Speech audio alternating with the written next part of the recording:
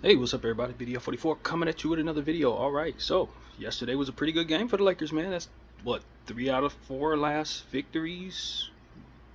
We've got to send credit to all of the Lakers for playing great defense, for hustling on the glass, for practicing more this week and having it translate to what we saw. It makes for a better product, so I'm very, very happy about that. And hopefully they will continue that practice because it's something that needs to be consistent in order for our team to reach its highest point. Player development and guys that are not overly talented, they really need to be practicing more, not less.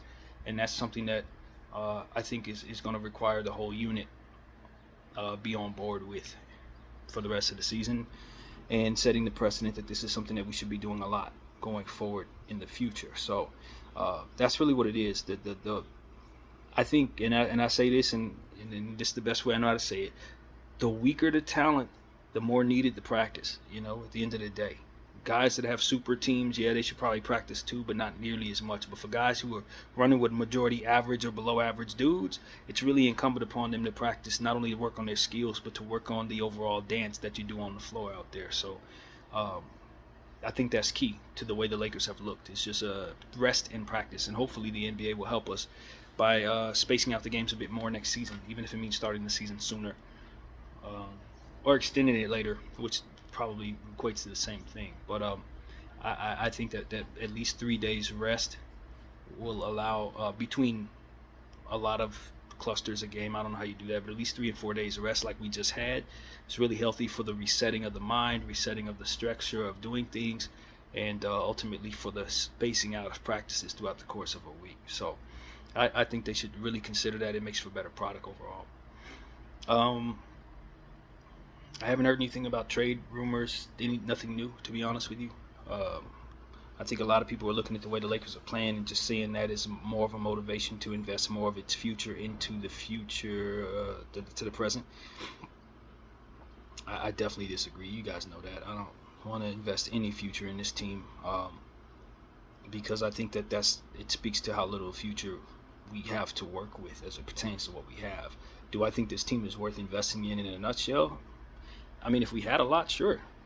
That's what it really comes down to. I don't want people to mistake what I'm saying. If I had 10 picks, it's not like I wouldn't trade picks to get better.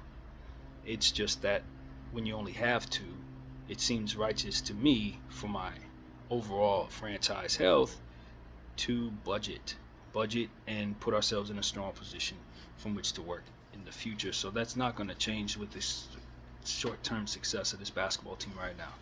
I think the most important thing for the franchise is to focus on its health, and I think the most important thing for this unit is to focus on the unit, and that's really what it comes down to. Do we need some things? Yes, we need centers. We need probably two of them, not just one. We need two. Um, I was thinking about something this morning. It's the same thing that's been in our mind as we assess the injuries that we've been taking on. What does this team look like when everybody's healthy? Christian Wood, his ability to score tremendously and provide a lot of length next to Anthony Davis. We've already seen a year ago how good that looked. Vanderbilt and just the versatility he provides on the defensive end, already contributing to what has now been a very good defense for the last 4 games. How much fuller does our team look when you have those two players? What does that dynamic provide us? When considering what the ceiling of this basketball team is, and I think that with healthy Wood and Vanderbilt, I think this team looks significantly bigger. I think they look significantly more capable on the boards, significantly more capable perimeter defense with Vanderbilt. Um, those are two really important pieces that we're missing at all times. We've been missing those pieces for over a year, basically, and last year's team didn't have them worked into the vision of what it is we were, nor does this year's team work into the vision of what we are. But if we have a healthy basketball team with those two players coupled with what we have, it slots other people in position to play their regular roles. You don't have to have Rui Hachimura play so much three, because Vanderbilt can take some of those minutes. You don't need Braun to exert as much energy. You don't have to play guys like Koloko so much. or Bron at the 4 so much, or Anthony Davis have so many minutes in games that just to fill out the roster as it pertains to the length at the center position. It takes away our need to kind of lean on certain things for more than what it should be asked to do. It doesn't hurt as much that Christie have 8 points or Rui have 10 points, or or Gabe Vincent have 6 points. Cam Reddish have 2 points, or whatever we're going to get out of those guys. It doesn't hurt as much if you got 15 coming from Christian Wood, or if you're getting second chance rebound opportunities for Vanderbilt. So these are things that I think it's kind of empty when you consider these guys are out. They've been out. We don't know who they're going to come back as. But when you're trying to assess what the team is fully, just like the team said in its statement about trades, you don't really know who you are until you have everybody. And when you have two main pieces that provide specific ingredients that ultimately is missing, you have to wonder if they fill those holes if they're healthy. But assuming great health is a poison pill for our franchise, of course. So we got to keep moving forward without those guys. But I do want to behold the fullness of how good this team can be if those guys are in place. I do want to have some vision for the ceiling being higher than it is right now because of the presence of those particular pieces and what they mean for the unit. So that's something I've been thinking about this morning. As I see that our defense has improved. In fact, Jovan Buha said on his program that over the last 4 games, we have the #1 defense in the NBA, which is, that's craziness given the fact that we've been a bad defensive team this year. But, as I've said, and it's the same thing that Darvin found last year. This is not a revelation in a sense that when we lean on our offensive players, we have one of the best offensive teams in the game. When we lean on our defensive players, we have one of the best defensive teams in the game. But you can't have both at the same time. Our offense has been 30th in the NBA in that same span.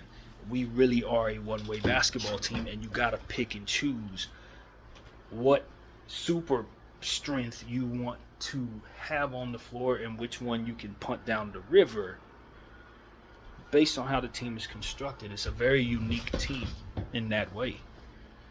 But if you find a way to mold yourself into who you need to be for the specific matchup you're in, if you can harness the ability to be that great each and every time, the more the unit starts to learn one another, the easier it is to turn the knob on whatever it is you need to be. If I need to turn the knob to be a defensive team to face this team, I should be able to be that for that game. And if I need to be able to turn the offense up, turn the knob toward the offense, I should be able to be that for that game. And that's what this team is ultimately going to find that it should be able to do, which is strange, but it's true.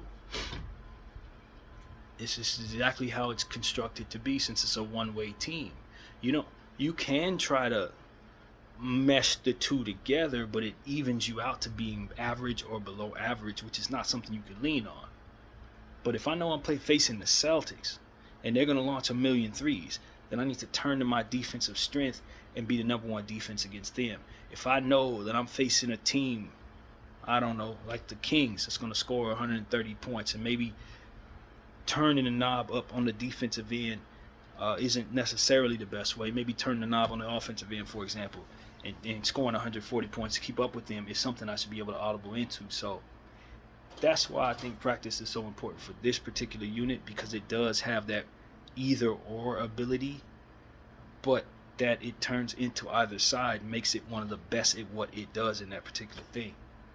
So that's what I understand. You go to more Cam Reddish, more Max Christie, and suddenly AD's ability to be a ridiculously great defender turns into something different, because now he has point of attack defenders leading guys toward him in balanced ways that he can just pack shots away and get deflections and stuff like that. When those point of attack defenders are matadors, it rushes him into foul situations. And so that's ultimately the difference there.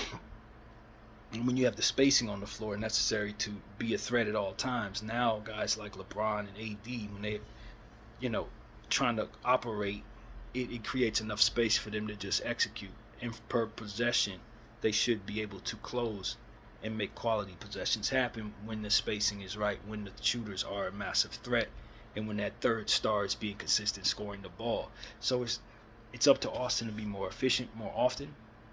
It's up to D'Lo to contribute in the role that he's now in off the bench. It's incumbent upon us finding what Dalton can do and finding more scoring coming out of him. And it's incumbent upon Rui to be more involved in the offense as well. And if we can find a way to get all these people to be consistent at the level that they're comfortable being in, it might come together to give us that third scorer that Magic Johnson is saying that we ultimately need. You may not find that in one person, but you may be able to find it in three. So that's really what it is. You just they have to practice. This is why I think ultimately it brings me back to the conversation of practice, because these concepts, you have to be able to know one another, know yourselves, know your roles, and slide into those roles in a given moment. And if you're not practicing enough to figure all that out, then obviously you're not going to be able to be that. That's not the identity you're going to be able to switch into. So that's what I'm here to say, man. As I try to behold is the word I like to use, the fullness of what this basketball team is right now. It's a team that can choose one, pick one. Either you want to be the best defense in the league on a given night, or you want to be the best offense in the league on a given night. But you can't be both. So which one does the matchup need? That's who you're going to be that night. And if you practice enough with that in mind, and you structure your team with that in mind, you're going to get the most out of yourself. And so that's what I'm here to say. Last year we found that certain units we were the number one offense in the league, arguably, and we found that certain units we were the number one defensive league in the NBA last year, and struggled on both sides in the different times, just like we're finding right now. It's the same identity because it's the same unit, and this is who they are, whether Darvin's coaching or JJ's coaching. And what Darvin was trying to do was trying to mold them into being a balanced team. He didn't identify this ability at all, it seemed. He stumbled into it, but it was never really understood that this is how you have to do it. I think JJ is in a position where he's starting to figure that out. And I say that this last night, and I'll say it right now, if Darvin Ham would have just utilized Max Christie, that could have been a job-saving decision. When you see how good Max Christie's playing right now, he ain't that much different than he was last year. He was already in shape. He was already this, ain't like he grew any. He was already a good point of attack defender. He just needed the minutes to develop and needed to be able to display what he could do. Now that he's showing that, JJ's able to get the benefit from having that kid on the floor. And that's what ultimately hurt Darvin Ham. It trickled down to all the problems that Darvin had because he wouldn't audible into that young player. He tried everything but tried him and at the two guard or the three spot. And he had all types of defensive issues. He left Austin and D'Lo down there to struggle in those areas, trying to put them in front of Anthony Edwards and John Morant where they get cooked. All he had to do was play Max Christie. He might still have a damn job, if I'm being completely honest with y'all. It does help that you have Gabe Vincent down there. We didn't have Gabe last year. So that's a helpful defensive piece that we're finding, especially if Gabe's going to start hitting threes. That really helps our basketball team. If he turns back into Miami Gabe, and suddenly we have a really good player there. And I know he's getting in shape. We mentioned that a week and a half ago. So I like what I've seen from Gabe Vincent. He hasn't been a non-contributor too often as of the last, say, 8 games. And I hope that can continue. Hopefully he stays healthy. He continues to find confidence in his shot. Continues to keep his conditioning going, because it's working. And if he stays on this path, he's gonna be Miami Gabe again. He is. So that's a revelation for me, because I certainly didn't see that coming. But I think conditioning was part of the problem early on, coming back from that knee, and I think he's starting to get in that type of shape right now. And it's starting to reflect in the play. And so, I'm very hopeful that he can continue playing the way that he's been playing and just continue to find his confidence slowly but surely. I don't know that you'll be able to move his contract, but it certainly helps that he plays better either way. It helps that he plays better either way. So that he's starting to play better is what we called upon, and we're definitely thankful that that's happening right now. So, I think something else that I've been noticing is the playmaking ability of Cam Reddish. It's a secret thing that he can do. He can really make plays. He's a really solid passer. He's showing us that he has much more playmaking ability than he's been asked to showcase. And I would like to see us get him opportunities to have assists and hockey assists a bit more. It's a way he can contribute to the offense and feel involved. He's not much of a scorer, though. You can get a 3-point shot here and there out of him. You know, get to the rim here and there. Sometimes he tries to do too much driving at the rim, that type of thing. But one thing that I've noticed over the last couple of games is that he really makes nice passes when you ask him to play make. He really does. Bounce passes, chest passes, all different types of passes. It's like a secret strength of his. And so if we harness that a bit and try to utilize that more and allow him to be in more live action playmaking situations, I got a feeling you're going to find him even more engaged on the defensive end when he can find opportunities to get 4 and 5 assists a night. It's the same thing I said about Jackson Hayes. Not a bad passer from the center position. So you know these are things that a lot of times get overlooked, but guys can do stuff that maybe you don't realize they can do. And if you're having a hard time getting people involved, harnessing these strengths and showcasing them may be a way of getting that happen. Meanwhile, Rui Hachimura driving at the rim has been a disaster, man. It was so many drive and strip situations last night. You know, it seems like the Sacramento Kings really kind of zeroed in on him, maybe noticed something, and every time we tried to have him drive at the rim, they seem to be able to get the ball. I got a feeling we probably shouldn't try too much of that tomorrow. Those actions that have Rui driving at the rim, it seems like they figured it out. Sacramento, Mike Brown have figured out Rui in that way, or these players have, or however that translate, but some of those turnovers, it was the same sequence going the same exact way. And so after you see something twice or 3 times, you start to wonder if it makes any sense at all to put him in those sequences again. Not against that team, maybe not ever. So that's the kind of thing that I just noticed yesterday. Rui Hachimura getting stripped as he drives at the rim. It was highly annoying. He's not great at it. I think maybe we should try to shy away from it against the Sac Kings. I really think that. So yeah, these are things that I'm thinking about, man. We got to keep getting rebounding. The way we rebounded the ball yesterday was fantastic. I saw something different in us, and I think it was focused on in practice. We got to continue to, as a team, chase down boards and be quick to those rebounds, especially off of 3-point shots. We tend to like to clog the paint on the defensive end, and those shots get ringed off of the 3-point line, and they fall right into the hands of the shooters, right into the hands of people in position on the other team. We did a much better job of rebounding those last night, and it cut down significantly on the offensive rebounds of the other squad. It's what I've been calling for all season. I thought we did the best job of that last night. Only 4 offensive rebounds for the Sacramento Kings. That is exactly what we need to try to accomplish every night. It will help us win significantly. Significantly. It will cut down on the need to have Arn and AD on the floor as much as we do, because they won't need to be. We will blow people out if we start taking care of that particular statistic. You got to crash the glass against all opponents. So that's really what I want to say. I like how we rebounded, and I do think that we worked on it in practice, and it showed. And we got to sneak Bron more rest. You know, he had 2 weeks off. He needed those 2 weeks off. He probably should have taken that time a little sooner. As soon as he realized he was in a slump, he probably should have took that time. I think he looks fresh, but I do think that he's going to wear himself down again, and it'd probably be wise for him to do it again, probably before the end of the season. When that happens, it's up to him. But we're not 23 years old anymore, man. We're 40. So we got to take maybe two 2-week breaks in a season to try to get through the season. And there's nothing wrong with that. Nobody has ever played at this level at his age, so he's going to define how to manage it. Ain't nobody going to be able to tell him. So that's really what it comes down to. I think it's tremendous what he's doing at this level, at this age. But I don't want to ask him to do too much going forward.